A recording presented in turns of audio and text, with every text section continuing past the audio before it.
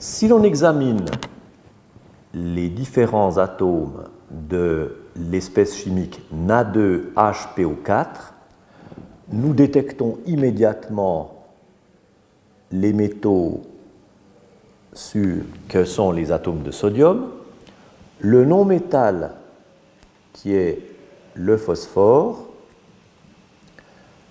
un hydrogène bien sûr, et les oxygènes qui comptent pour beurre. Établissons d'abord les deux atomes de sodium dans la colonne des métaux.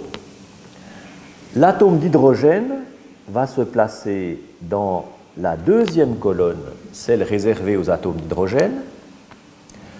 Dans la colonne des non-métaux, nous allons placer le phosphore. Et nous placerons bien sûr 3 atomes d'oxygène dans la deuxième colonne, puisque nous plaçons autant d'atomes d'oxygène que d'électrons célibataires dans les deux colonnes métaux et hydrogène. Alors nous avons 1, 2, 3 atomes, 3 électrons, c'est dire que nous placerons 3 atomes d'oxygène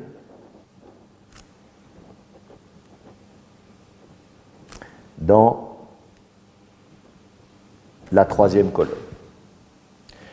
Comme nous en avons au total 4 et qu'on en a déjà placé 3, il nous en restera bien sûr un seul à dessiner dans la dernière colonne. Voyons maintenant les liaisons ioniques et covalentes. L'atome de sodium et l'atome d'oxygène sont deux atomes de deux types différents. Le sodium est un métal, l'oxygène est un non-métal. Donc, nous allons établir une liaison covalente, une liaison ionique entre les deux. De même, pour le deuxième azote, alors là, on va reprendre, on recoupera et puis on reprendra. De même, pour le deuxième atome de sodium, nous avons également une liaison de type ionique. En revanche, entre l'atome d'hydrogène, qui est un non-métal, et l'oxygène, nous avons une liaison covalente. Entre l'atome d'oxygène et le phosphore, deux non-métaux, liaison covalente identiquement, et bien sûr ici. Entre le phosphore et l'oxygène de la dernière colonne, nous avons à nouveau une covalence de coordination puisque nous n'avons plus d'électrons célibataires sur le phosphore pour établir une liaison covalente normale. Je regroupe les électrons de l'oxygène et je déplace la paire électronique pour établir la liaison chimique. Qu'en est-il maintenant de l'édifice chimique? J'observe que ces atomes ici, les oxygènes, mais aussi l'hydrogène, tout ce paquet ici forme l'édifice covalent. Tous ces atomes-là sont liés par des liaisons covalentes, soit des liaisons covalentes normales, soit une covalence de coordination. Voyons les charges.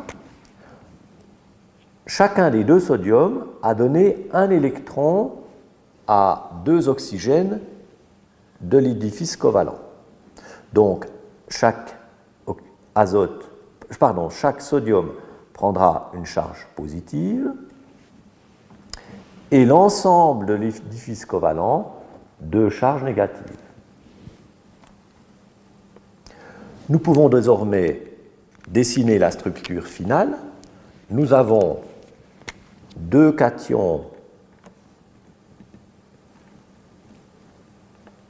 sodium et un gros anion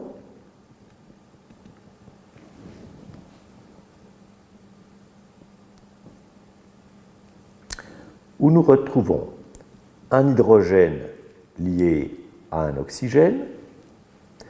Les deux autres oxygènes qui sont seuls, mais qui ont reçu précédemment des électrons qui portent donc une charge arbitraire négative. Le phosphore lié par des liaisons covalentes normales. Et le phosphore et le dernier oxygène liés par une covalence de coordination que nous représentons toujours par une charge formelle positive sur l'atome qui a mis à disposition la paire et l'atome d'oxygène qui l'a reçu. Nous avons vu tout à l'heure que cet édifice covalent avait une charge doublement négative que nous reportons ici et nous vérifions la somme des charges formelles. Nous voyons que nous avons une charge positive formelle et 3 charges négatives formelles, ce qui fait au total 2 charges négatives. C'est bien les 2 charges négatives que nous avons ici. Si nous désirions encore ajouter les charges partielles, nous savons que c'est l'oxygène qui va attirer les électrons, donc on aura une charge partielle positive sur l'hydrogène qui a laissé filer sa paire vers l'oxygène, oxygène delta négatif, mais cet atome d'oxygène, il a aussi attiré la paire du phosphore, si bien que il aura 2 charges négatives, et puis le phosphore en aura, pour cette liaison ici, une. Il en est de même pour les 3 autres liaisons phosphore-oxygène. Cet atome-là prend une charge négative, on en aura une deuxième sur le phosphore. Cet atome également une charge négative, on en aura une troisième. Et avec le 4e oxygène qui est ici, qui portera également une charge delta négative, une charge partielle négative, nous aurons globalement 4 charges delta positives sur le phosphore. On sait que la somme des charges partielles positives et négatives doit être nulle dans tous les édifices chimiques, qu'ils soient chargés ou non. Alors, nous avons 1 delta plus et 4, ce qui nous en fait 5, 5 delta plus, 2 delta moins plus 1, 2, 3, 5 delta moins. La somme globale des charges partielles est bien nulle.